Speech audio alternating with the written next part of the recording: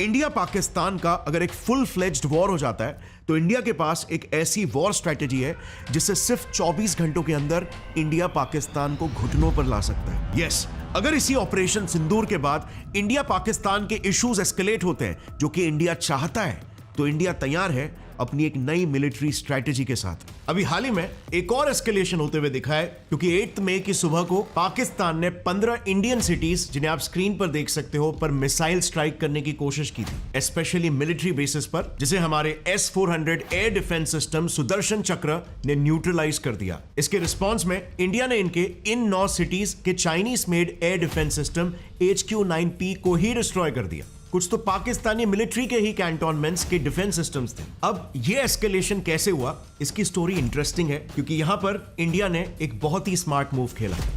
7 मई 2025 भारत ने ऑपरेशन सिंदूर लॉन्च करके पहलगाम आतंकी हमले का बदला लिया।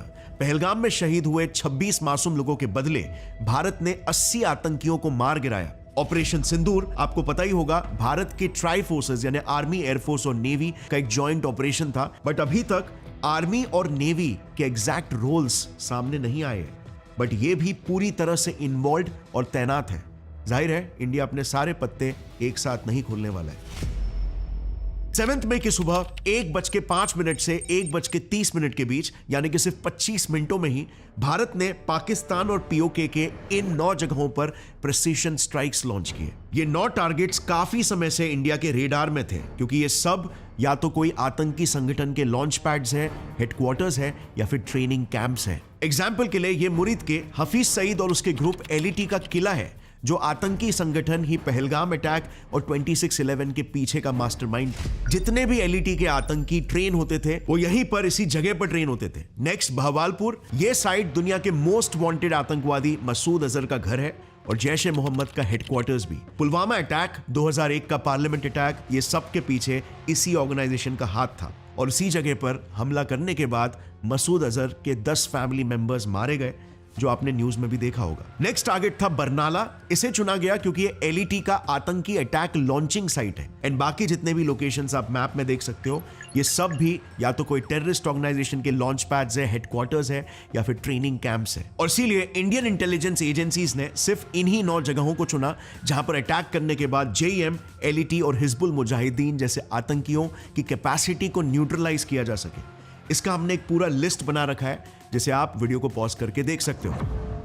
अब अगर आप देखोगे ना तो इंडिया ने बहुत ही स्मार्टली अपना दाव चला है क्योंकि अटैक के बाद इंडिया ने स्टेटमेंट में ये क्लियरली कहा है कि हमारे ये सारे अटैक्स एक्सट्रीमली फोकस्ड, मेजर्ड और नॉन एस्केलेटरी थे। यानी कि हमने सिर्फ गुनहगार आतंकियों पर ही हमला किया है, पाकिस्तानी सिविलियंस या फिर पाकिस्तानी मिलिट्री को कोई हानि नहीं पहुंचाई। बट ये ऑपरेशन कंडक्ट किया गया पाकिस्तान के न्यूक्लियर और वॉर थ्रेट्स के बावजूद भी।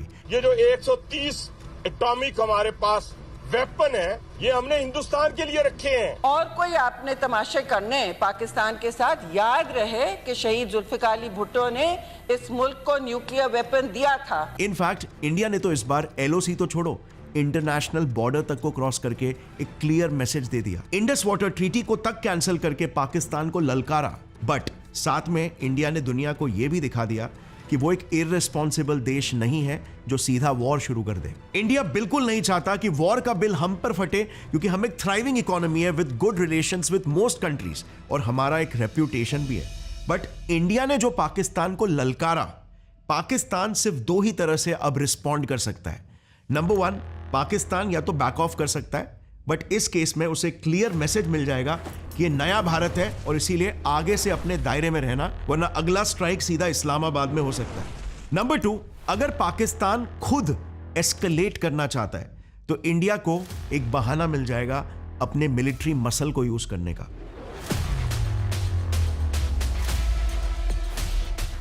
पाकिस्तान के लिए एक ऐसी सिचुएशन क्रिएट कर ली गई है कि पाकिस्तान जो कुछ भी करे, इंडिया के पास उसका एक पावरफुल काउंटर मूव रेडी है जो इंडिया के ही बेनिफिट में होगा। मगर अब ऑपरेशन सिंदूर के बाद पाकिस्तानी प्राइम मिनिस्टर का जरा ये स्टेटमेंट देखना। उन्होंने ऑपरेशन सिंदूर को ब्लेटेंटली एक एक्ट ऑफ वॉर कह दिया। उनका कहना यह है कि ये तो इंडिया के लिए एक टेम्पररी प्लेजर है क्योंकि इसका पलटवार पाकिस्तान बहुत ही जल्द देने वाला है। उनके डिफेंस मिनिस्टर भी ये कह चुके हैं कि Pakistan is ready for an all out war. और अभी जैसे आपने देखा होगा, हाल ही की न्यूज है, पाकिस्तानी आर्मी ने एलओसी को पार करके जम्मू कश्मीर के पूंछ रीजन में क्रॉस फायरिंग करना शुरू कर लिया है, जिसमें 12 सिविलियंस मारे जा चुके हैं। सो अब इस पूरे सिचुएशन को देखकर ऐसा लग रहा है कि ये इशू में भी एस्केलेट हो सकता है, जिसके लिए इंडिया ऑलरेडी तैयार है। अगर पाकिस्तान एक फुल फ्लेज्ड वॉर का रास्ता चुनता है तो इंडिया के पास एक ऐसी वॉर स्ट्रैटेजी है जिससे सिर्फ 24 घंटों के अंदर इंडिया पाकिस्तान को ऐसा स्ट्राइक करेगा कि पाकिस्तान कांप उठेगा। और पाकिस्तान न्यूक्लियर स्ट्राइक करना तो छोड़ो, शायद पाकिस्तान हम पर पलटवार करने के भी काबिल ना बचे, क्योंकि हमारी नई वॉर स्ट्रैटेजी पुराने वॉर स्ट्रैटेजीज जो कि हमने 1965, 71 और कारगिल वॉर में यूज किया था उससे कंप्लीटली रीडिफाइन हो चुकी है, जो हमें एक ह्यूज एडवांटेज देगा। Let me explain you exactly how. ये मैप देखो, इतने सारे देशों में जैसे आप देख सकते हो जर्मनी ने सिर्फ 2 सालों में ही कब्जा कर लिया था। Can you believe that? सिर्फ क्योंकि उनके पास एक ऐसी वॉर स्ट्रैटेजी थी जिससे जर्मन्स ट्रीटी ऑफ वर्सेल के बाद अपनी सेना लिटरली आधी करने के बावजूद अनबीटेबल बन गए थे। और आज इंडिया का भी यही न्यू वॉर डॉक्ट्रिन जर्मन्स के उसी अल्ट्रा सक्सेसफुल मिलिट्री स्ट्रैटेजी से ही इंस्पायर्ड है। And you know what, Pakistan ये बात बखूबी जानता है, इसीलिए आज जंग के लिए उसकी तैयारी देखो।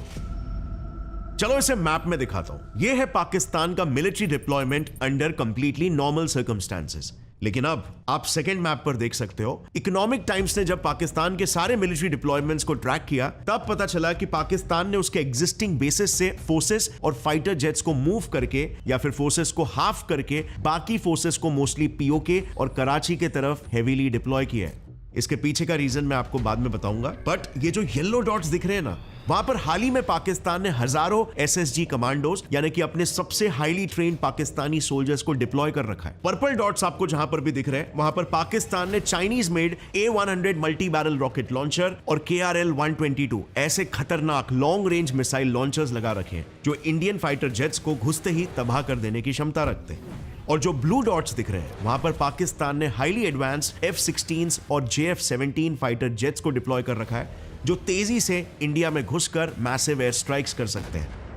And this is largely because of India's new war strategy, जो पाकिस्तान भी जानता है इंडिया को ह्यूज एडवांटेज दे सकता है। लेकिन आप बिलीव नहीं करोगे कि भारत को यह नई वॉर स्ट्रैटेजी मिली कैसे। वेल, 2001 के पार्लियामेंट अटैक से। बट बिफोर मूविंग अहेड, आपको तो पता ही होगा कि आजकल इंटेलिजेंस, डिफेंस और ऑलमोस्ट हर एक फील्ड में एआई का एक्सटेंसिव यूज हो रहा है। हम खुद अपने कई वीडियोस में एआई का हेवी यूज करते हैं। एंड ऑनेस्टली, आप चाहे जिस फील्ड में हो, सेल्स, मार्केटिंग, HR, ऑपरेशंस या अपना खुद का ही बिजनेस चला रहे हो, एआई आपको इमेंस लेवरेज देता है। इनफैक्ट आप लिटरली ओवर वीकेंड्स एआई सीखकर अपने लिए एक ऑल्टरनेट अर्निंग का जरिया भी खोल सकते हो।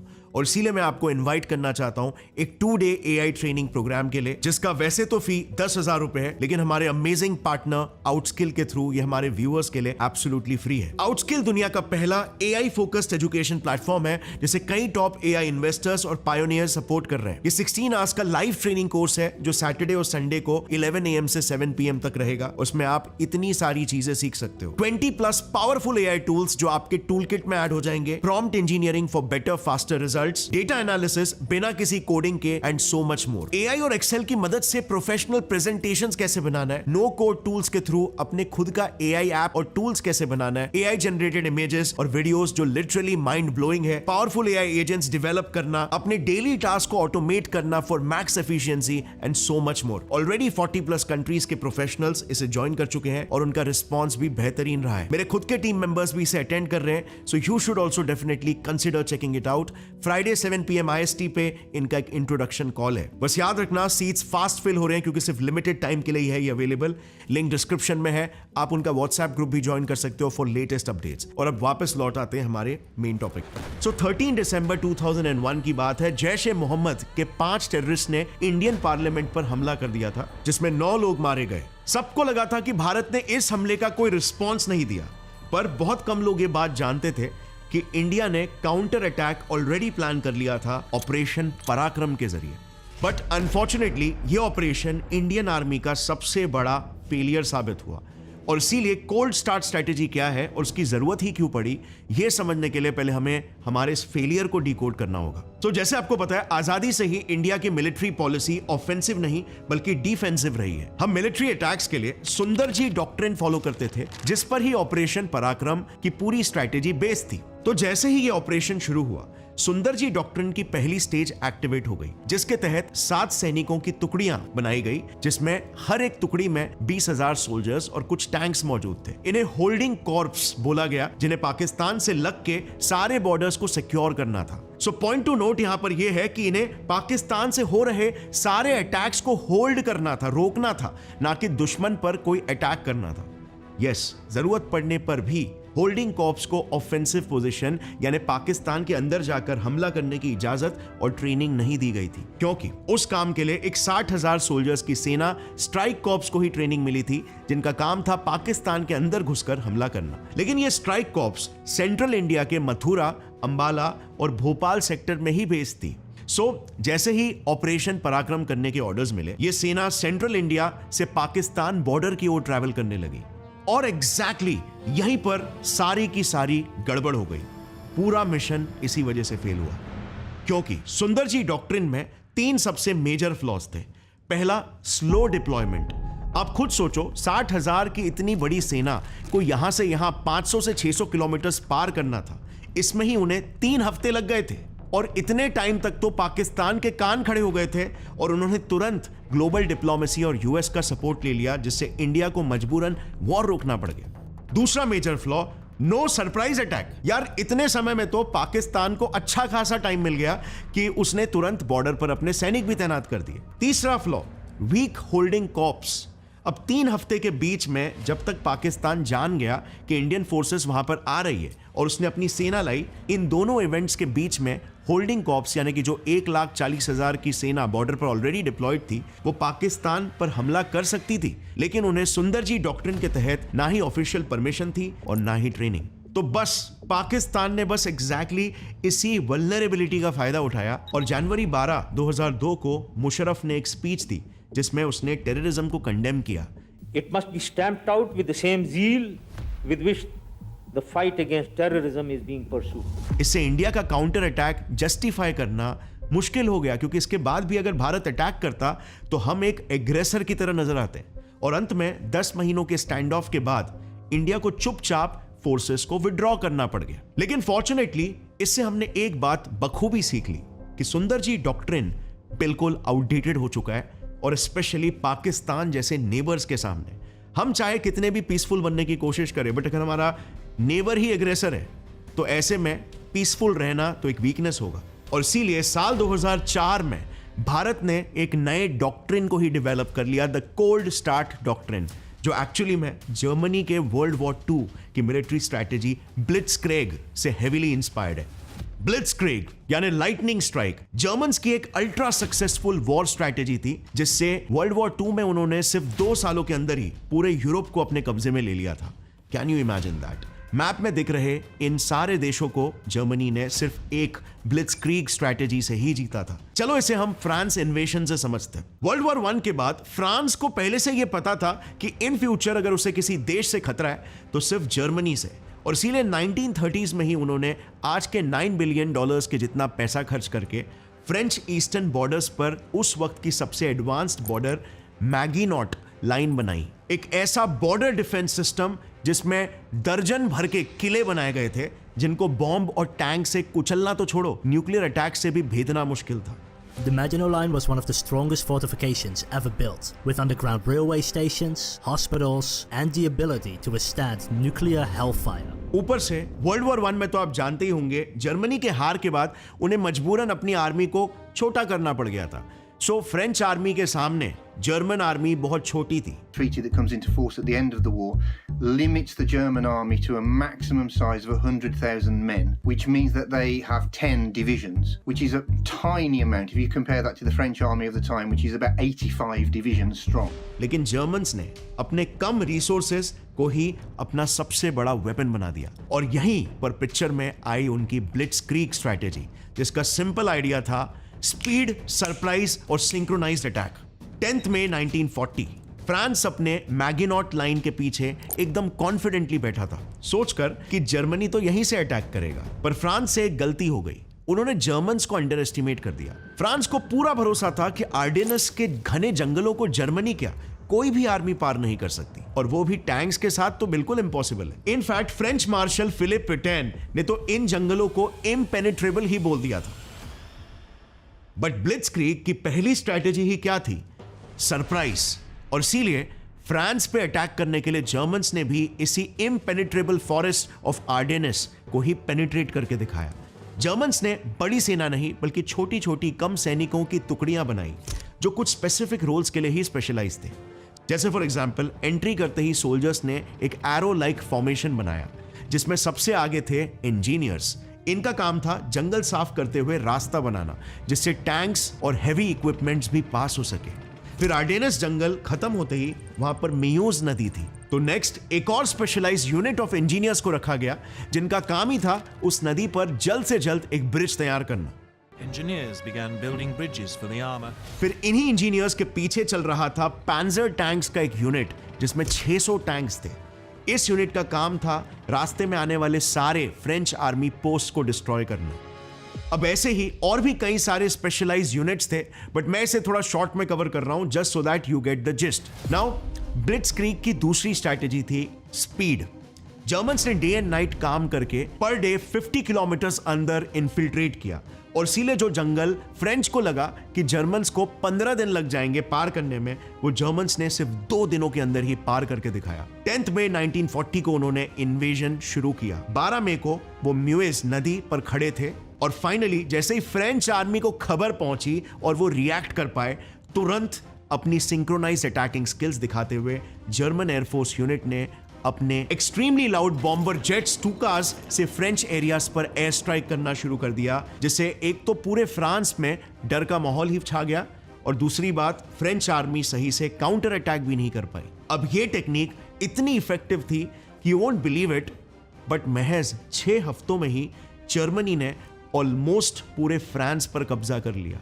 पेरिस के वर्सेल कैसल पर अपना स्वास्तिक का फ्लैग लहरा दिया, एग्जैक्टली उसी जगह पर जहां पर ही 1919 में वर्ल्ड वॉर 1 के बाद उनसे सरेंडर साइन करवाकर जर्मन्स को ग्लोबली जलील किया गया था। Über dem Schloss von Versailles und 1918 deutsche Schmach besiegelt wurde.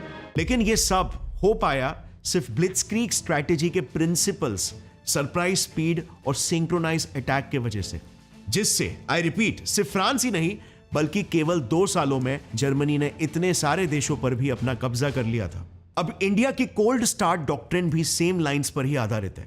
Bharat के पुराने सुंदरजी डॉक्ट्रिन और नए कोल्ड स्टार्ट डॉक्ट्रिन पे यूके के renowned political scientist doctor Walter C Ladwig ने हार्वर्ड यूनिवर्सिटी में एक एक्सटेंसिव रिसर्च पेपर पब्लिश किया है, जिसमें उन्होंने नई कोल्ड स्टार्ट डॉक्ट्रिन पुरानी से कैसे बेहतर है उसका इन डेप्थ एनालिसिस दिया है। इस वीडियो के लिए हम भी उन्हीं के एनालिसिस डॉक्यूमेंट को रेफर करेंगे।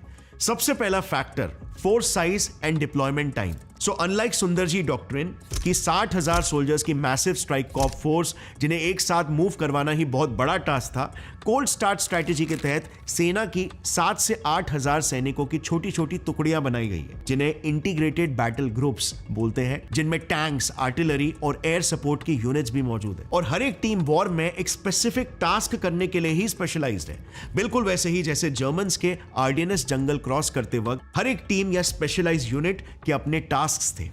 Second factor, shock element. पहले 60,000 की सेना सेंट्रल इंडिया से मूव होती तो पाकिस्तान को पहले से ही पता चल जाता था, लेकिन अब क्योंकि ये 7 से 8,000 सोल्जर्स की छोटी छोटी टुकड़ियां होगी तो infiltration into enemy's territory quick और साइलेंट होगा, mostly max to max within 72 hours. अब अगला फैक्टर, अगर हम army to air coordination and operational depth देखें तो ट्रेडिशनल वॉरफेयर्स में मोस्टली इंडियन आर्मी ही एक ग्राउंड ऑपरेशन करके टेरिटरी को कैप्चर करती थी, और ऑपरेशन का एंड गोल था एनिमी की डीप टेरिटरीज जैसे कि समझो लाहौर या सियालकोट को कैप्चर करना।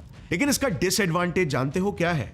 This becomes a strong reason for nuclear attack, क्योंकि पाकिस्तान के न्यूक्लियर डॉक्ट्रिन के मुताबिक अगर पाकिस्तान की एग्जिस्टेंस या सॉवरेनिटी पर खतरा हो तो वो न्यूक्लियर वेपन यूज कर सकता है। लेकिन with the new cold start strategy, army और एयरफोर्स वर्ल्ड वॉर 2 के जर्मन सेना जैसे मिलकर कोऑर्डिनेटेड अटैक्स लॉन्च करेंगे, और आईबीजी का मोटिव किसी पूरे डीप टेरिटरी को कैप्चर करना नहीं, बल्कि सिर्फ एक 40 से 50 किलोमीटर की टेरिटरी को सीज करना है। इसका सबसे मेन एडवांटेज है कि हम पाकिस्तान के उस न्यूक्लियर रेड लाइन के नीचे रहकर उन पर दबाव बनाए, जिससे Pakistan globally ground for nuclear war justify ना कर पाए। और फाइनली कोल्ड स्टार्ट में पहले के होल्डिंग कॉर्प्स, जिनका सिर्फ एक डिफेंसिव रोल था, उन्हें अब रीडेजिग्नेट कर दिया है एज पिवट कॉर्प्स, जिनके पास अनलाइक बिफोर अब मोबाइल आर्टिलरी, बैटल टैंक्स तक होगी। प्लस पिवट कॉर्प्स को आईबीजीज के साथ फॉर्मल मिलिट्री ट्रेनिंग भी मिलती है, जिससे ये लोग अब बॉर्डर एरियाज को सिक्योर करने के साथ जरूरत के समय ऑफेंसिव ऑपरेशंस भी कर सकते हैं। Now coming to the main question, अगर इंडियन आर्मी पहलगाम अटैक का जवाब देने के लिए पाकिस्तान पर एक फुल फ्लेज वॉर छेड़ देती है, या पाकिस्तान हम पर अटैक करता है, तो इस बार इंडिया पाकिस्तान वॉर के फर्स्ट 24 आवर्स कैसे दिखेंगे, स्पेशली क्योंकि ये कोल्ड स्टार्ट डॉक्ट्रिन के तहत लड़ा जाने वाला पहला ऑफिशियल वॉर होगा। नाउ मुझे सबसे पहले एक बात बिल्कुल क्लियर करनी है कि अभी मैं जो भी डिस्कस करूंगा ये सब एजम्पशंस है, जो वैसे तो काफी सॉलिड एविडेंसेस से बैक्ड है, लेकिन स्टिल एजम्पशंस ही है। हम डेफिनेटली इंडिया की पुरानी वॉर स्ट्रैटेजीज या काउंटर अटैक स्ट्रैटेजीज जैसे उरी सर्जिकल स्ट्राइक वगैरह को स्टडी करके कुछ पैरेलल्स ड्रॉ करेंगे, लेकिन जो मेन डेटा हमने यूज किया है to map out the first 24 hours of India Pakistan war, वो उसी यूके के renowned political scientist doctor Walter C Ladwig के हार्वर्ड यूनिवर्सिटी के रिसर्च पेपर से ही लिया गया है, जिनसे ही हमने इंडिया की कोल्ड स्टार्ट स्ट्रैटेजी के बारे में समझा है। अब जाहिर सी बात है, क्योंकि ये रिसर्च पेपर पब्लिक डोमेन में अवेलेबल है, इसलिए इंडिया का काउंटर अटैक मेजर एकदम एग्जैक्टली वैसे का वैसा नहीं होगा, बल्कि इसका एक मॉडिफाइड वर्जन होगा। बट स्टिल हम इससे एक फेयर आइडिया तो बिल्कुल ले ही सकते हैं। तो चलो लेट्स स्टार्ट। सबसे पहले स्पीड की बात करते हैं। सो अगर हम उरी सर्जिकल स्ट्राइक का एग्जांपल ले, तो इंडियन फोर्सेस ने रात के 12:30 बजे ऑपरेशन को स्टार्ट किया और सुबह 4 बजे तक फोर्सेस सेफली वापस भी आ गए थे और पाकिस्तान को भनक तक नहीं पड़ी। Quick and silent. इसमें फोर्स की एवरेज स्पीड थी by the way 1 kilometre per hour, लेकिन क्योंकि इस बार अगर अटैक होता है तो वो कोल्ड स्टार्ट से होगा, और इसीलिए इस बार आईबीजीज जाएंगे, जिसमें टैंक्स और एयर फोर्स भी शामिल होते हैं, और इनका एवरेज स्पीड होगा करीब 3 किलोमीटर पर आवर, जिस स्पीड से पहले के 6 घंटे में ही हमारी फोर्सेस आराम से पाकिस्तान के 15 से 18 किलोमीटर तक के एरिया को इन्फिल्ट्रेट कर सकती है। लेकिन ऑफ कोर्स नेक्स्ट क्वेश्चन आता है कि हम एंटर कहां से करेंगे। अब हार्वर्ड के रिसर्च पेपर में क्लियरली ये लिखा है कि इंडियन आईबीजीज पाकिस्तान पर 5 डिफरेंट लोकेशन से स्ट्राइक कर सकते हैं, एंड पाकिस्तान ने रिसेंटली अपनी आर्मी किन एरियाज में डिप्लॉय कर रखी है ये भी हम मैप पर देख ही चुके हैं। एक तो पीओके की तरफ उन्होंने एडिशनल फोर्सेस और मिसाइल्स को लगा रखा है फॉर ऑब्वियस रीजंस, और दूसरा कराची के तरफ, क्योंकि वहां पर पाकिस्तान के सारे इंपॉर्टेंट पोर्ट्स हैं। लेकिन इससे फॉर्चुनेटली ये सिंध से पंजाब की तरफ वाला इलाका उन्होंने सिर्फ कुछ मिसाइल सिस्टम्स और रेगुलर बॉर्डर फोर्सेस जो हमेशा बॉर्डर्स पर होते हैं उनके भरोसे ही लूजली गार्डेड छोड़ा है। अब ऐसे में अगर हम कोल्ड स्टार्ट डॉक्ट्रिन के पास्ट के सारे एक्सरसाइजेस को देखें, तो जितने भी मॉक एक्सरसाइजेस हुए थे, राइट फ्रॉम एक्सरसाइज दिव्य अस्त्र टू संघे शक्ति, सब इसी पंजाब से राजस्थान में ही हुए हैं, जिसमें इंडियन फोर्सेस के लिए पाकिस्तान के पंजाब और सिंध जैसे रीजन्स को ही सिमुलेट किया गया था। सो इन दोनों रीजन्स की वजह से ही हाई चांस है कि इंडियन आर्मी भी ऐसे लूज एरियाज ढूंढकर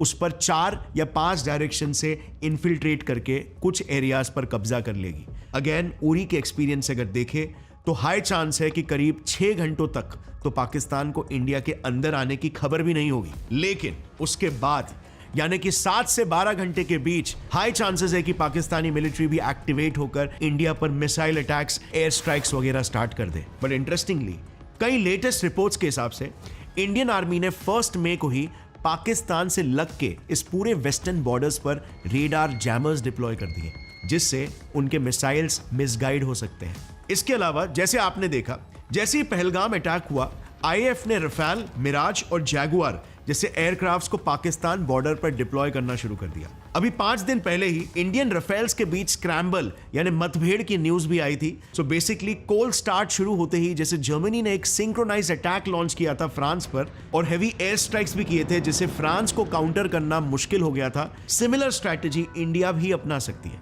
इनफैक्ट हमने कारगिल वॉर के ऑपरेशन सफेद सागर में ये करके भी दिखाया है। अब नेक्स्ट, और ये मई 6 की ही न्यूज है कि इंडियन नेवी भी ऑलरेडी अप्रैल से ही अरेबियन सी में डिप्लॉय हो चुकी है। अब आपको याद होगा कारगिल के समय ऑपरेशन तलवार में जैसे हुआ था, हमारी नेवी ने पाकिस्तानी पोर्ट्स को ही ब्लॉक करके पाकिस्तान को ग्लोबल ट्रेड से आइसोलेट कर दिया था। हाई चांस है कि सिमिलर स्ट्रेटेजी इस बार भी इंडियन नेवी प्लान कर सकती है। अब एक क्रेडिबल न्यूज रिपोर्ट के हिसाब से पाकिस्तान के पास सिर्फ 96 आवर्स तक लड़ने जितना ही गोला बारूद यानी आर्टिलरी है। इनफैक्ट पाकिस्तान टुडे की न्यूज रिपोर्ट के हिसाब से तो जो फाइटर जेट्स के लिए फ्यूल यूज होता है ना, पाकिस्तान में तो उसकी तक शॉर्टेज हो चुकी है। और ऊपर से जैसे ही पाकिस्तान की इंडिया के साथ वॉर लाइक सिचुएशन खड़ी हुई, तब पाकिस्तान ने चाइना से $1.4 बिलियन का लोन मांगा, जबकि ऑलरेडी वो चाइना से मिलने वाले क्रेडिट लिमिट को एग्जॉस्ट कर चुका है, विच क्लियरली शोज कि इनके पास ज्यादा दिनों तक वॉर लड़ने के पैसे ही नहीं है। अब ऐसे में अगर कोल्ड स्टार्ट स्ट्रैटेजी सक्सेसफुल होती है और इंडिया की जीत पाकिस्तान देखता है,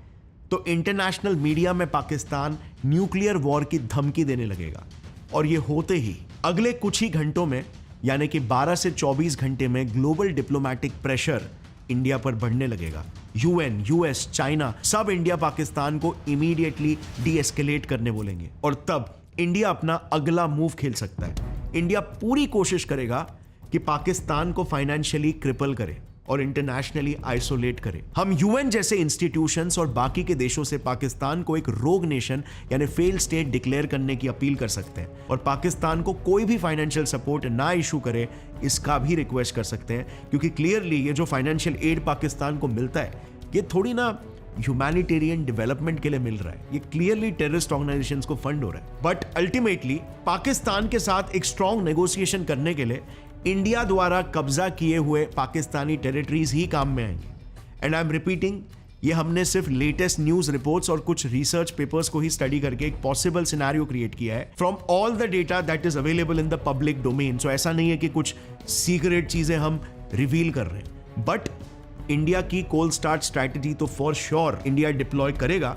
किस तरीके से करेगा ये सिर्फ इसका एक सैंपल है, और हमारी मिलिट्री भी ये बात जाहिर है अच्छे से जानती है। अब ऐसा होने का भी बहुत ही हाई चांस है कि पाकिस्तान इंडिया के एक्शन के बावजूद भी फुल स्केल वॉर के लिए कभी भी पुश नहीं करेगा। इनफैक्ट 2019 का बालाकोट एयर स्ट्राइक ही इसका सबसे बड़ा प्रूफ है। जैसे ही विंग कमांडर अभिनंदन को पाकिस्तान ने अरेस्ट किया, देश में उनके लिए सपोर्ट एकदम से बढ़ गया, और हमारी इंडियन गवर्नमेंट ने भी पाकिस्तान को वार्निंग इशू कर दी। अगर हमारे विंग कमांडर को कुछ भी हुआ तो कॉन्सिक्वेंसेस पाकिस्तान भूल नहीं पाएगा। बट इंडिया बस धमकी देकर शांत नहीं हुआ। इंडियन मिलिट्री हाई अलर्ट पर आ गई थी, हम वॉर रेडी हो चुके थे। प्लस इंडिया ने दुनिया भर से इतने मैसिव डिप्लोमेटिक प्रेशर पाकिस्तान पर लगवा दिया कि अल्टीमेटली उनके एमपी ने खुद ऑन रिकॉर्ड ये बोला कि पाकिस्तान के आर्मी चीफ बाजवा के लिटरली हाथ कांप रहे थे, और पाकिस्तान के फॉरेन मिनिस्टर ने पीएम से कहा तुरंत अभिनंदन को छोड़ दो। मुझे याद है शाह महमूद कुरैशी साहब उस मीटिंग में थे जिसमें प्राइम मिनिस्टर साहब ने आने से इनकार कर दिया और चीफ ऑफ आर्मी स्टाफ तशरीफ लाए।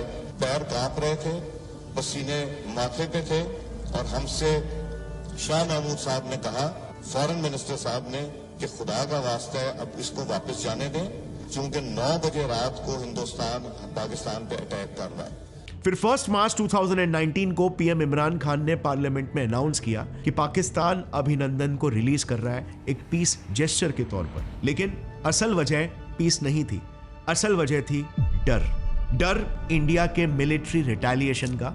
बिकॉज अभी की हमारी जो मिलिट्री पॉलिसी है, पाकिस्तान जानता है कि हम सिर्फ बातें नहीं करते बल्कि हम एक्शन भी लेते हैं, और इसीलिए पाकिस्तान को नॉट ओनली डर था मिलिट्री रिटेलिएशन का बट ऑल्सो ग्लोबल आइसोलेशन का।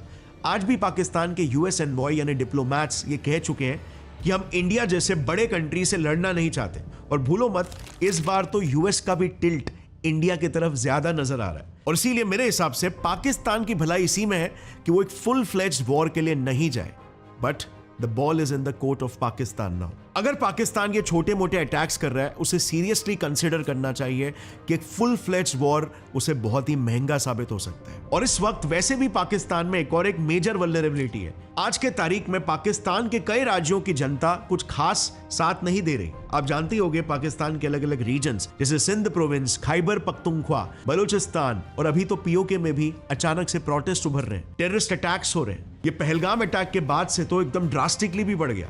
इस पर मैंने ऑलरेडी एक डिटेल वीडियो भी बना रखा है जिसे आप यहां पर आई बटन दबाकर देख सकते हो। सो आई होप इंडिया और पाकिस्तान के बीच में एक फुल फ्लेज वॉर कभी ना हो, बट आई ऑल्सो होप कि इवेंचुअली इंडिया को पाकिस्तान के साथ किसी तरफ पीस एस्टैब्लिश करना होगा। क्या उस पीस की कीमत जंग ही होगी? आपको क्या लगता है? नीचे कमेंट्स में लिखना अपनी राय। Thanks for watching. जय हिंद।